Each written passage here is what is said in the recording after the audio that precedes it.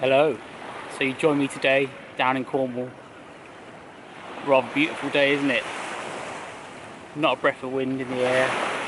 Sun's going to be shining. Things are starting to warm up. Going to be going out today doing some lure fishing. Going to focus on bigger lures today for hopefully some bigger fish.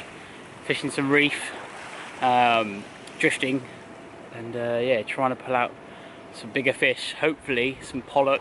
With a chance of wrasse, coalfish, ling and cod possibly, at a venue where you can really catch anything on lures. So yeah, really exciting prospect for today.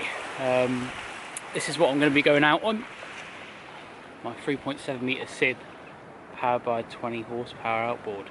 I'll put a video somewhere around here if you want to see the full setup. So we're going to steam out now. Got a few miles to go. Shouldn't take very long considering it's flat calm. Can really give it the welly. Get out there and set up some drifts. Got quite a sort of average size tide today, so that should be ideal for setting up the right speed. Going to be working some soft plastics and slow jigs, and seeing what's out there at this time of year. Can be a bit hit and miss. Can be a bit slow still when it's cold and the water temperature's right down, but you just never know, do you, when you're fishing? So yeah, let's get out there and catch some fish. Isn't that just beautiful? I'll tell you what, it can be a bit of a pain getting up early sometimes. Sometimes you just want to spend that extra half hour in bed, but when it's like that, birds are out, no other sound apart from the waves and the birds.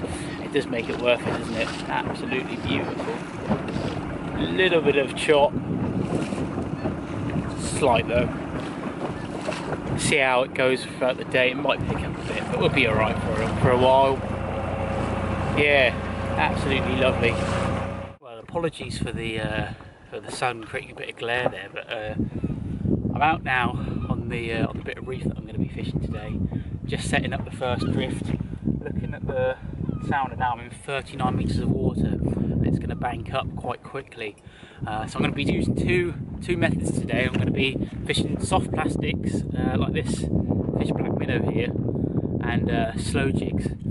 I'm going to be using the soft plastics in the shallower sort of 20 to 30 metre range, and then sort of anything over 30 metres I'll switch over to the heavier slow jigs, and it will help me get down to the bottom a bit quicker and work them more effectively in the tide. So yeah, sort of shelving up now to 13-20 metres. I'm on a sort of, I'd call it a medium spinning outfit, just a 4,500 size reel, 30-pound braid, on a 20 to 80 gram spinning rod. Just straight down to a fish black minnow, number 4 with a 40 gram head. You can use other soft plastic, but I do really like the fish black minnow. I find it really versatile just because you can rig them however you like. You can get all the different size bodies and heads, and it means you can fish deeper water like I am today, and basically you're free lining a lure. You're not having any extra tackle to get tangled up with or snag, as it can be a bit of a pain when you're using a boom rig with a long trace and it starts wrapping around itself, and you spend more time untangling it than you do fishing. So yeah, nice weedless lure will pick up any species on this reef. This lure will pick up. So all I'm doing basically to work the lure is, I'm aware that there's quite a bit of glare there, but just free spooling it down. If you've got a sounder, you can often see the lures going down through the water on the sounder. Halfway through the incoming tide now, and it's not too fast. Probably about half a knot of tide we've got, so nothing too fast. So just letting that line out until I see it hit the bottom, and you'll see it. It will go pretty much slack. It will stop moving. It will stop paying out line as quickly, and it will just pay out as quickly as you drift it, basically. You want to feel for the bottom. And all I'm doing is just winding up really slowly, just I want to get that tail moving, bringing it up through the water. Depending on your depth, I like to come about halfway up. And then open your spool up and drop it back down again, and you'll get fish that will hit it on the retrieve, on the drop, right on the bottom. It's worth working your lure through the water column to find out where those fish are, because they're not always going to be in one place, they're not always going to be hard on the bottom, and they're not always going to be mid-water. So yeah, it is worth working that lure around and seeing where they are, feeling for bites. If they're not on this part of the reef, then try the other side, try the leeward side of the tide, or try in the middle, and yeah, keep mixing it up until you find those fish. Well, I've just hooked into a fish just on the drop. I think it could be a wrasse. Not fighting too hard now. Just on the drop at the back of the reef here, so in the lee of the tide. It's coming up like, there we are, it's a wrasse here. Nice balance.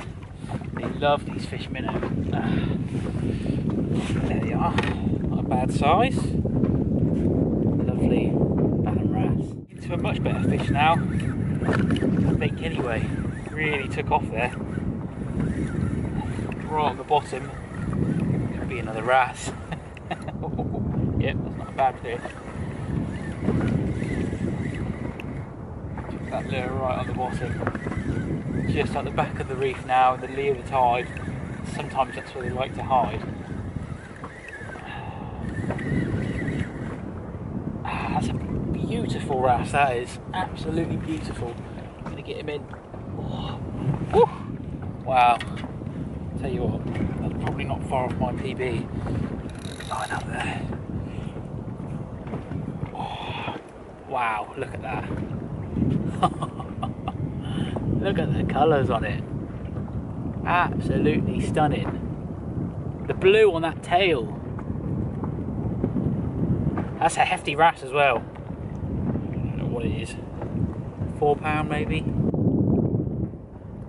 Just under 3.5. I don't really care.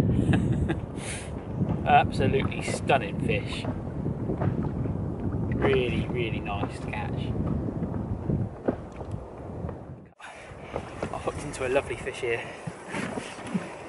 I changed over to an orange black minnow just because I was finding it slow on the blue ones. And whatever this was, it absolutely took off. I expect it's a good pollock. He's coming up now. He's had his runs yet. Lovely pollock.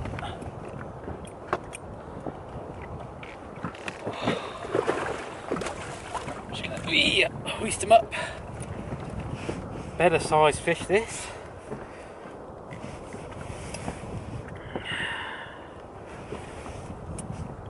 There we go. Lovely. On the fluoro, orange fluoro, black minnow. Beautiful fish. Absolutely beautiful fish. That's the sort of size I'm going to be keeping today. I am going to keep a few fish. I don't feel bad for it either. I've got a massive family. We need about 10 of these to feed us. We all love fish. So yeah, every fish that I catch, bring home, it's one less. It's being bought from the supermarket, which is a good thing in my books. So yeah, that's prime eating size pollock right there. Get 2 really good sized fillets, and it's just great eating fish. Happy days. Ooh, into another good fish. Love it. This feels heavier. Winching down on it. I've come to deeper water, 42 metres, and it's still reefy, but yeah, in search of a few more species. I was just getting pollock after pollock. I don't really know what this is. It's not fighting like a pollock, but I'm almost expecting it to be.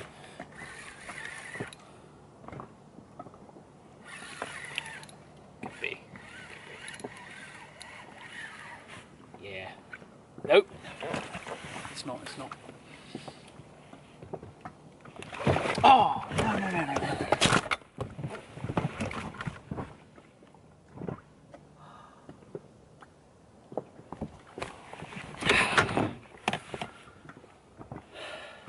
cod. And it snapped the line.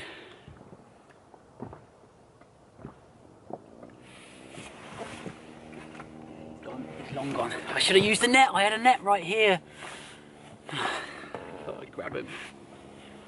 Oh, I'm gutted. Gutted. That was a really good cod. Wasn't double figure. It was a good fish. God, it's always the way, isn't it? Why didn't I net him? Should have net him. Oh well. What a shame. Rookie mistake. Well, here's an interesting species to add to the count for the day. A mackerel on the black minnow there. Right on the bottom as well, that's quite interesting. Not what I was expecting to catch. But yeah, he'll come back with me, definitely. I love mackerel, especially at this time of year. Bit of a rarity. Into a much bigger fish there, I think, he says. Had a really good run. Must be a pollock. The way it took off.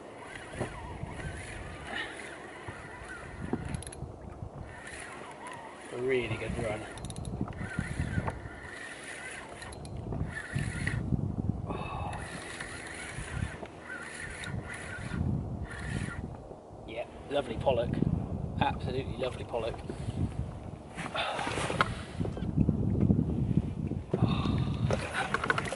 Great fish. Great fish. There.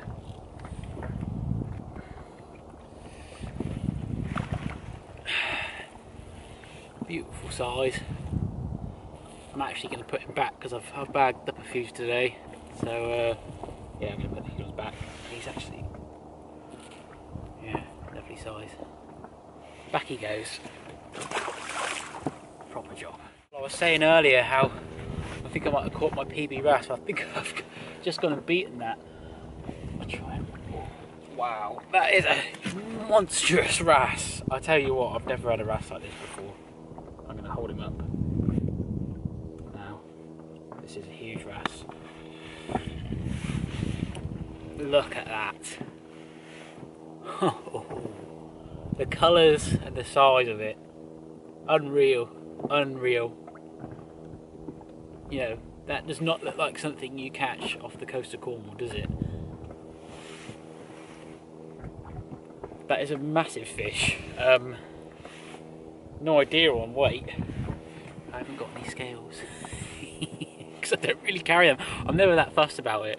I can just gauge by the size of it that is, yeah, the biggest wrasse I've had by a long shot. Let's get him unhooked. What? You just cannot make this up. First I had a mackerel on a back minnow, and this is a first. I tell you what, I've never had this before in my life. A lawns on a black minnow. I know, it's crazy. And we're in early April, so mackerel and lawns on a black minnow is a bit unusual for me, and it's not even a small one, it's a size 4. Great live bait though, lawns, great live bait. If I knew there was some around, I'd probably be down with a feather right now and live bait them. Whoop, he's a slippery one. It's a bit smaller than the rest of the stamper fish I've had today, but nonetheless it's another species. What's that now? 6, 7? I've lost count. 6, I think. Yeah. Okay, so I've come to a bit deeper water now, in about 50-60 metres, and there's a hell of a tide ripping through it, going in all sorts of different directions. So I'm going to try a slow jig. This is a sidewinder Loki, I think it is, 150 grams, lovely colour, nice slow fluttering action on a 20-pound class rod with a big multiplier. So I can hold a bit more braid, and yeah, that 150 gram jig just plummets to the bottom, gets down there nice and quick. About, yeah, 60 metres of water, quite reefy. So ideal, that jig, for this sort of ground. So I'm just letting it out as quick as it will drop, really, right down to the bottom.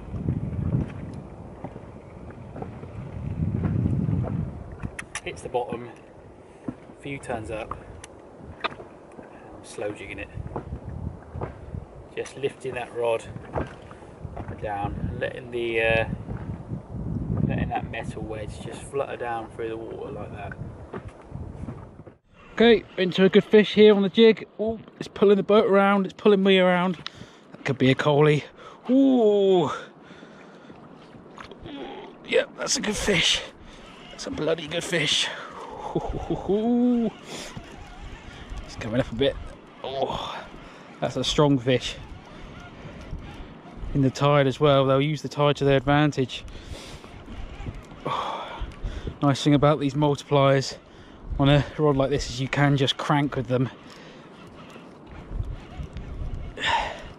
whereas the lighter spinner rods you've got to let them run. You can just crank, point the rod down, not up, you don't want it lifting up too high, keep the pressure on and crank. Up it comes. What's it going to be? Could it be a pollock? No, that's a lovely, lovely coalfish. Absolutely stunning fish there. Oh. Well, there you have it. I said I'd show you my point of view. Aren't I lucky? On that sidewinder jig. Absolutely stunning fish. I'm chuffed. I've just had another species on the slow jig. I'll show you it real quick because these are stunning fish. This is a cookie wrasse. Absolutely beautiful, those colours. Electric blue. That's a male one. Bit of a shame when you catch them at depth because they just don't survive very well. It's a real shame. I wouldn't, if I could avoid catching them, I would. In depth, because yeah, unfortunately they just don't come up very well, but absolutely beautiful. Just love the colours on them. Hopefully this guy will go back. I'll give him the launch like I normally do, and that's the best I can do for him. But yeah, nice species to add to the list, cuckoo wrasse. So I'll just show you what I've caught, just for reference. So earlier, that electric blue wrasse, blue and orange wrasse, was a male cuckoo wrasse. This is a female. Quite a good size actually, as far as cuckoo wrasse go. Lovely colours on it. It's got these black and white spots on its flank there. But yeah, that's quite a good size for a cuckoo wrasse. They don't usually get much bigger than that. So yeah, really, really beautiful fish. Really beautiful fish. And that was on the orange minnow. That lure is doing really well for me today. I don't know if it's the colour or what, but compared to the blue, I'm having better results. Yeah, that's a good fish. That's a heavy fish. Whew. I tell you what, they've really, really turned on to this fluoro orange. I don't know what it is. I just seem to be pulling out much better fish and much more of them. I used to not really buy into the whole colour argument, but I'm more and more becoming a convert, and I do think it makes a difference. On the day, I do think it makes a difference. What is that? It must be a pollock, surely. Oh no, it's a nice coalfish. It's a nice coalfish. Is it? I don't know. Let's see. Is that what it is? A beautiful coalfish. Get in. Oh, look at that. And that fluoro yellow, fluoro orange coalfish. That's a good sized coalfish as well. Better than what I'm used to anyway. Stunning fish. Absolutely stunning. He's coming back for my dinner because yeah, they taste good. That's an acceptable size, that I think. Hell of a fight as well, coalfish. Hell of a fight. Compared to pollock anyway, they just, for their size, they're fantastic fish. Really chuffed with that. That's probably a PB for me. So yeah, really chuffed with that. Okay, so I've been carrying on with the slow jigging for a bit now, and I've just had loads of fish. Coalfish and pollock mainly, with a few wrasse mixed in. It's just been relentless, really good fishing today. I just want to take a moment to show the difference between a coalfish and a pollock, because they do look really similar. Now this is a coalfish that I'm keeping, and you can see there's 2 or 3 things that I look for to tell the difference. The size of the eyes, okay, the shape of the head, and the lateral line, okay? So this is a coalfish, and now I'll show you a pollock. Hopefully it doesn't flip out too much.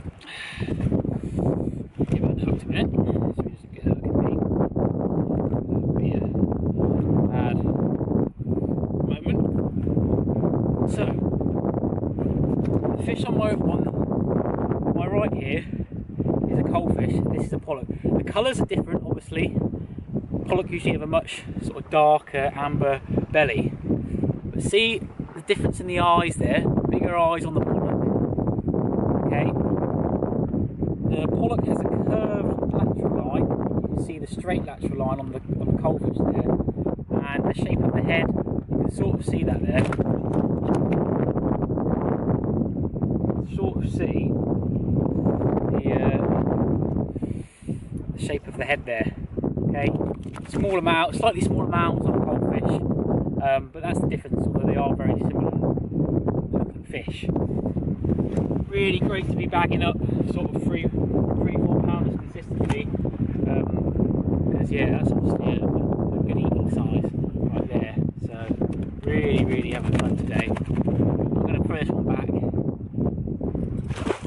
Well, as you can probably hear, the wind has really started to pick up a bit now, which was expected, and thankfully the wind is going with tide at the moment, so it's not actually too bad, but I'm knackered.